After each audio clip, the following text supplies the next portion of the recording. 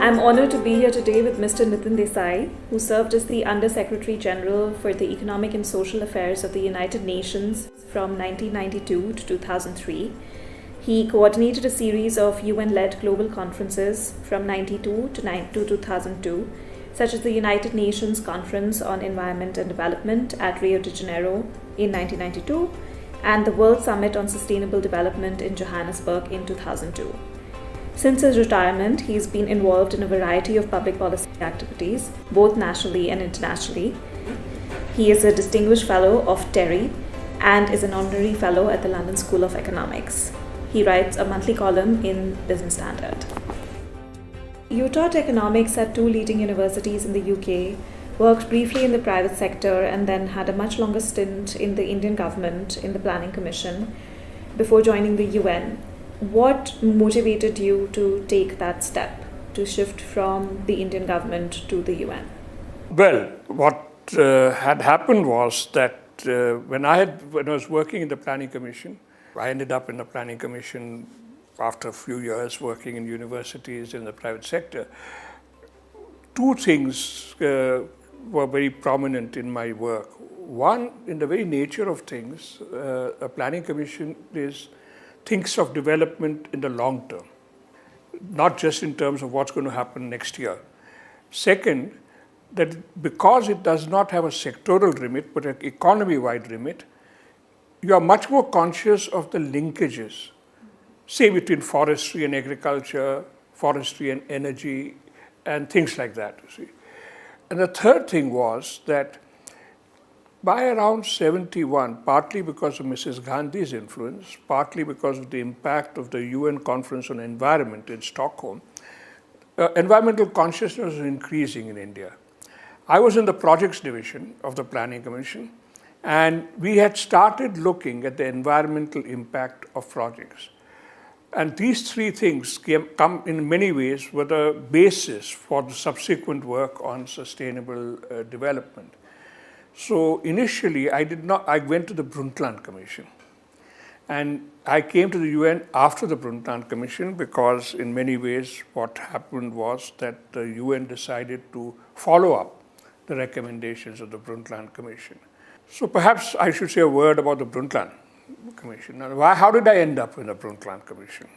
I ended up in the Brundtland Commission because it was a commission which was consisted of people from developed countries, and there was a bit of a problem of a dialogue because a lot of the people from the developed countries had come from a very pure environmental background, pollution control and stuff like that. And a lot of people from the developing countries thought this is something which will hamper growth. And there was an absence of a dialogue. I was brought in as somebody from a developing country who worked on development but was sensitive to environment.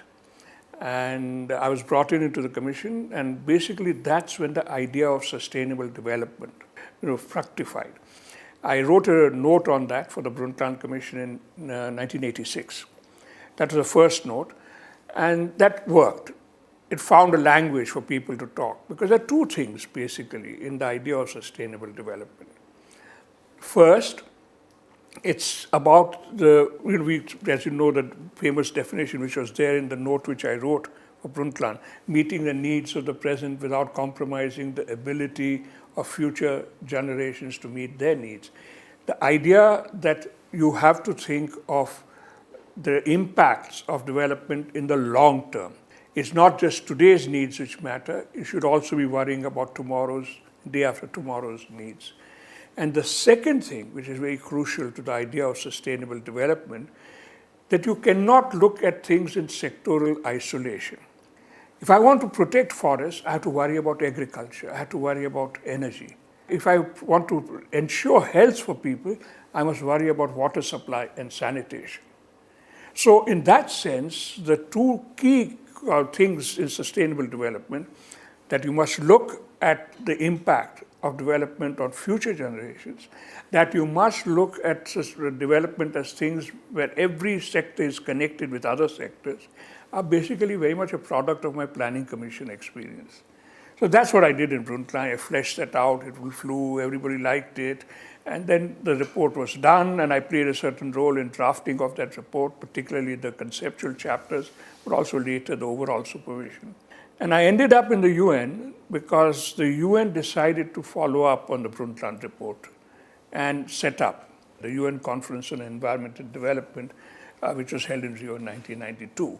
And when they set it up, because of my Brundtland experience, because I knew Mr. Maurice Strong, who was appointed the Secretary General, he asked for me.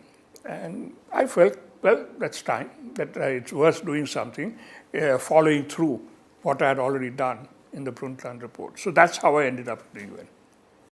It was not a standard government sending you type stuff. It was more a conceptual thing. I'm not a diplomat. I'm a substantive development practitioner and economist. And I was brought in because of that. You mentioned the Brundtland Commission. Could you explain how the report shifted the notion of global development? I would say that basically it shifted the dialogue on both development and environment, not just on development. It shifted it because first is emphasis on the long term. Second is emphasis on connecting sectors together, which is what sustainability is all about. But basically what it said is that you can't protect development unless you worry about the resources on which development depends. But equally, it said the opposite, that I cannot protect a resource, a natural preserve or something, unless I worry about the livelihood of the people who depend on that resource. I can't go to Africa and say, protect your savanna, and ignore the Maasai herdsmen who live there on it. Nor can I say, let's look at the welfare of the Maasai herdsmen and ignore the pasture land they depend on. I have to do both together. So the key contribution of Brundtland was not just it tried to persuade people to think of development differently, it also tried to persuade people to think of environment protection in a different way. That development is not necessarily the enemy of environment, and in sometimes we may even help environment because you are providing people with sustainable livelihood. So that was a key change. And I saw in the Brundtland Commission that initially what had been a conflict between people who were sort of pollution manager types and people who thought that growth is all that matters, by the end of the commission, the people who are pollution control types started saying things like, you cannot solve problems of pollution unless you solve problems of debt. And you found people who are growth oriented say, you cannot get growth unless you worry about environmental protection. That was the reason why sustainable development was like a bridge. And that, I think, was the main contribution of the Brundtland Commission. That's what led to the proposal in the UN to set up a conference. Now that also, it was not very straightforward. When the conference was being set up, I would say that to some extent the Western countries still looked at it as basically an environment conference. And the developing countries were a little worried and they wanted a broader development dimension. The resolution was couched very much in environmental terms, land degradation, pollution, etc. But it had some paragraphs on development. So they decided to set up a secretariat, which was independent, not under UNEP or any other organization. And the independent secretariat was headed by Maurice Strong, and he asked me as a development man. So I was not an environmentalist, I was a development man, was brought in. In fact, at that time, I was the chief economic advisor of the government of India. So the whole tone started changing, and in the first substantive PrepCom in Nairobi, this became very clear. Two things came out very clearly there. One, that of course we would have the classical environmental agenda, but there would also be a strong economic agenda, poverty, sustainable consumption, the impact of the international economy, the role of finance and technology, not just about pollution, about land degradation, and so on. The second thing which happened was, it became a summit. When the resolution was set up, it was not supposed to be a summit. The UN was not in the habit of organizing summits. Even the Stockholm Conference was not a summit. There were only two heads of government there. One, the head of government of the host country, Olof Palme, and the other was Mrs. Gandhi. People forget this. She was the only head of government who attended the Stockholm 72 conference. So UN was not a summit-oriented place, but it became a summit at the Nairobi PrepCom, and it was decided that we would organize it as a summit. Now that changed the composition. Because the minute I say this is a conference of prime ministers, it's no longer a sectoral conference of environment ministers. It becomes a conference which necessarily has to look at all sectors together. So that really helped in getting the idea of sustainable development more firmly embedded in the agenda of the conference by bringing all of these sectors in. If you look at the content of Agenda 21, you will see it's not just a classical environmental program. It is a development program with an environmental dimension. It talks about optimal land use, it talks about poverty, it talks about sustainable consumption, not always with great strength in everything, but at least it was there. It was there in the agenda, So that's how I ended up, and that's why I felt that it was a way of moving the sustainable development agenda forward. So it went off very well. It was a great success. Lots of prime ministers, presidents, etc. came to the conference. We had an outcome in the form of the Rio Declaration, where some of the key principles are enunciated there, the Agenda 21, the program, forest principles. The Climate Convention was negotiated at the same time, the Biodiversity Convention, they were open for signature, and it was a spectacular event. But besides the summit, there's a second very key part of the process, the involvement of NGOs in the corporate sector. It was the first time the UN had opened up its conferences in this way. It wasn't just parallel events. The NGOs had a role in the main conference. The corporate sector became very active.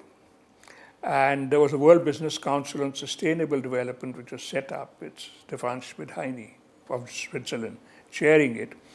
So it is a mark of a change in the way in which the UN, which was a classical intergovernmental organization run by diplomats, started becoming an organization which was much broader in who it brought in, started engaging with national capitals and not just with foreign ministers and diplomats, you see. So that, I think, is a very crucial step in the evolution of the UN. So that's how it went off very well. It was a great success, and at the end of the conference, when Mr. Boutros Ghali decided to ask me to stay on, and that's how I started as Under Secretary General in the UN in end of 92, beginning of 93. Mr. Desai, over the course of your many years at the UN, how have you seen the notion of development evolve? Basically, the key was to connect different areas of development. Now, in the case of the Rio, all of this was brought together in Agenda 21. But in the follow-up, much of the focus was on the resource management environment side. But then what happened was there were a whole series of other summits. I think enthused by the example of Rio, people started talking about you had the summit on small island states, which was mandated by Rio. You had the process on desertification. You had the conference on population, which was organized in Cairo. Then you had the World Social Summit. The World Social Summit was very crucial. Remember this, that this is a period, the 90s, when in some ways the UN was a little free of the old East-West battles. It was in the pre-1989-90, you could say, almost any discussion on development of the UN got caught not just in a North-South battle, but between an East-West battle, between communism and capitalism. That more or less disappeared in the post-91 period. The North-South had not disappeared. It was still there, the difference. But there was a greater willingness on both sides to listen to one another. It was no longer a confrontation as you got in the late 70s, early 80s. So we were in a window when the world was not that divided. In fact, people talked about the end of history. It was premature. All those talks was premature. Things didn't work out quite as people thought they would in the early 90s. But that's what it was. So lots of conferences get held, and the World Summit on Social Development is very crucial there. You could not talk social development in the UN till the collapse of communism. Why? Because there was a fundamental ideological difference. That had gone. So now we could talk about things like social inclusion, about poverty, about employment, even about spirituality in the social summit. And that was a very important part because it took the social agenda of sustainable development is economics, ecology, and social development. It took the social development agenda of the UN and fleshed it out quite a bit. So that was crucial. There were other summits which came on. But essentially, over these years, right up to the Monterey Conference on Finance for Development, the UN fleshed out a certain agenda for development for the world. And it was possible to get the countries to agree. And I think it had a very big impact because you see almost all aid agencies started saying our program will be based on the outcome of UN conferences. The goals, targets set down by UN conferences became the goals of the major aid agencies. So in that sense, the UN started setting the substantive development agenda. And that was based very much on the ideas of sustainable development. And in many ways, you had this progression taking place and till you reach Rio plus 20 when the sustainable development goals are identified. And I think it's very appropriate that the sustainable development goals were articulated in Rio plus 20. Yes, it took 20 years to get this type of crystallization of goals, targets. And today, the sustainable development goals are the development goals which are universally accepted, not just by the UN, but you'll see references to it here. I've just come from a meeting of an Indian organization in human rights. And they were talking about, we would like to work on Sustainable Development Goal 6 and our work, Sustainable Development Goal 8 and our work, etc. Now, also in that sense, it has shaped people's thinking of how we should be managing and looking at development. So that's, I think, the way in which the UN's changed and it had an impact. And finance for development was very special because it brought in a dimension which is not just about agriculture or sector here, this sector or that sector, but about the overall economy. And it was very much a conference which was not just, it was organized by us in the UN. I was Under Secretary General in charge, but IMF and World Bank were fully involved. And in fact, in Monterey, the Secretary General of the UN, the head of the IMF and the head of the World Bank sat together on the podium to emphasize that they were together. It brought in the UN also into the certain mainstream of economic policy making. So that's how I think the impact came in the UN.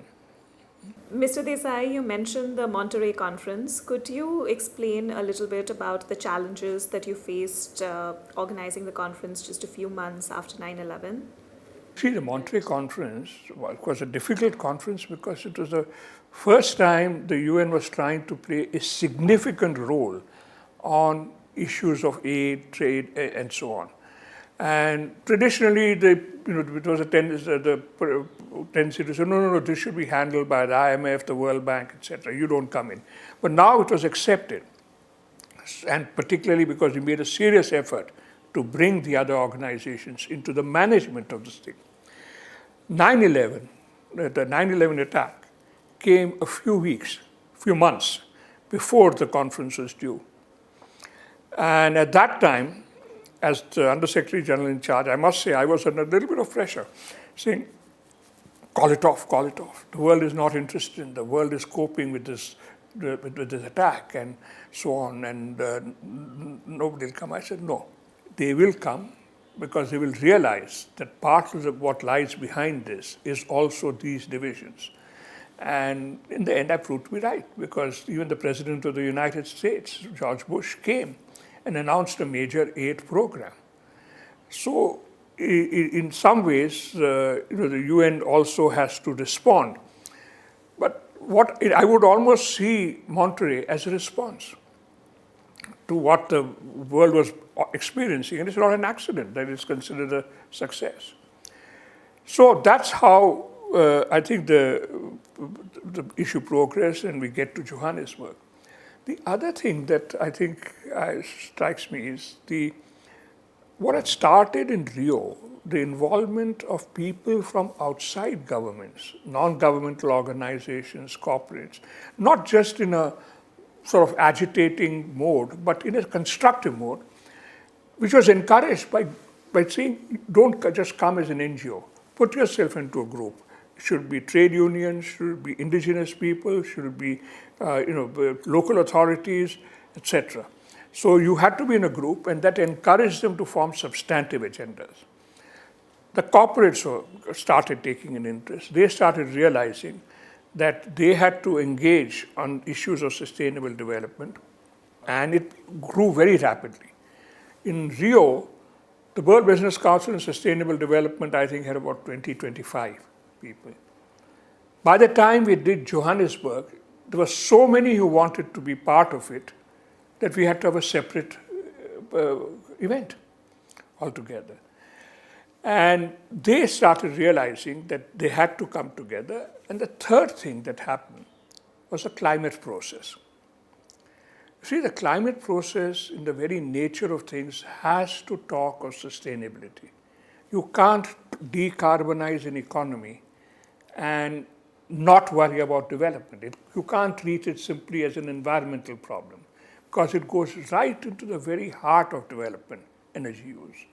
So the progress of the climate process over this period, the growing concerns about that, also reinforced the pressures on sustainability, now not just on governments and NGOs, but also on corporates.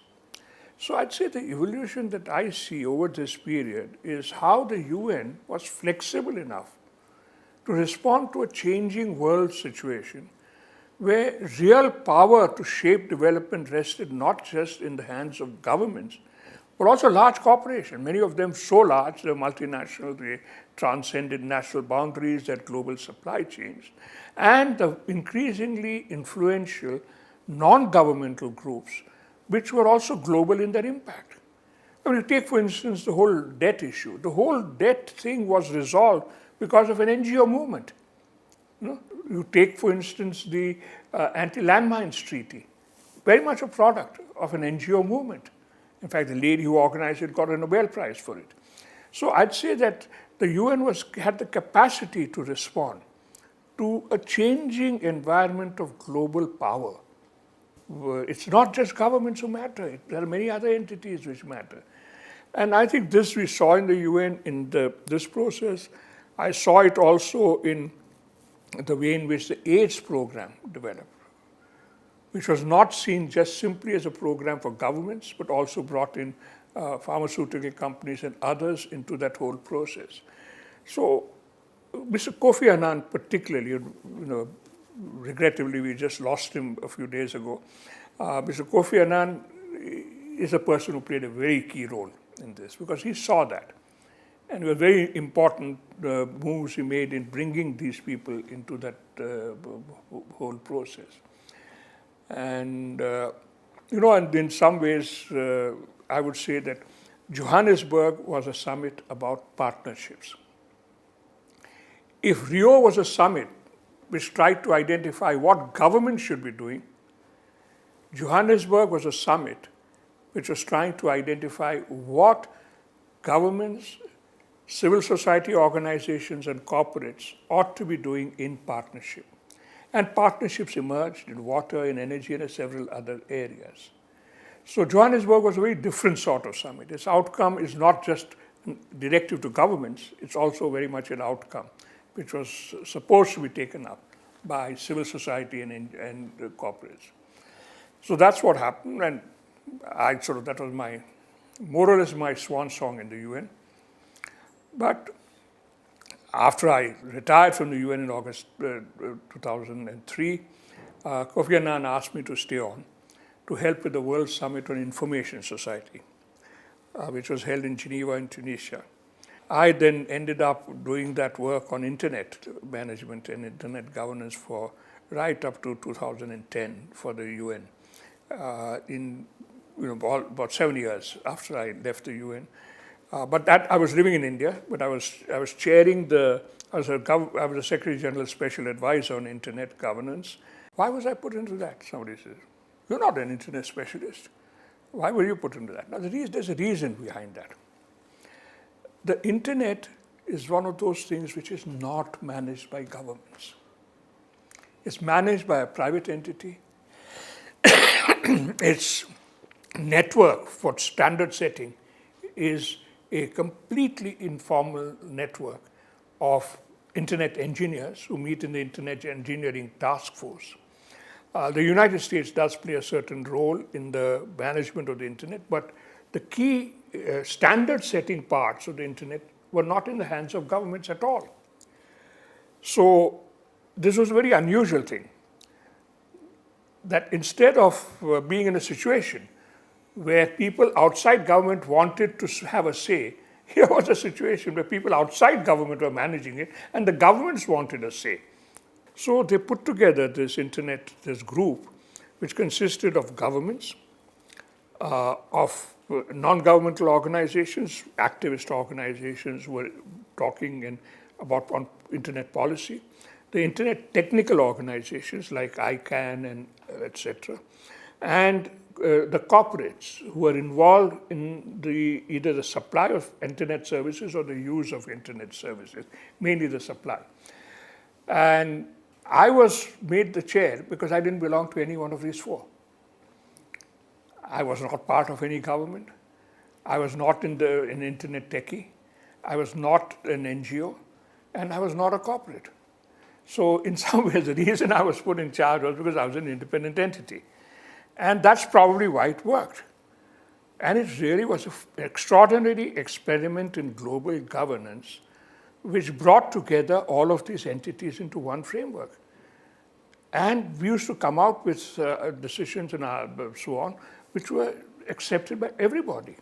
So it was an unusual experiment, and the very fact that it has continued, and it still continues, the internet governance. We didn't think it would, but now it's been around for what, 5 and 8, so it was in its 13th or 14th year, and it's still successful. There's no difficulty in getting it, countries to host it and so on. So the world is evolving. We started the UN as an intergovernmental body because we were worried about the wars between governments. And we were looking for an institution which would find ways of maintaining peace between governments.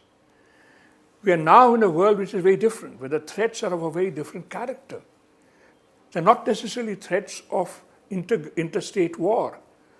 There are more threats to the environment, threats arising from poverty, threats arising from the social dimension.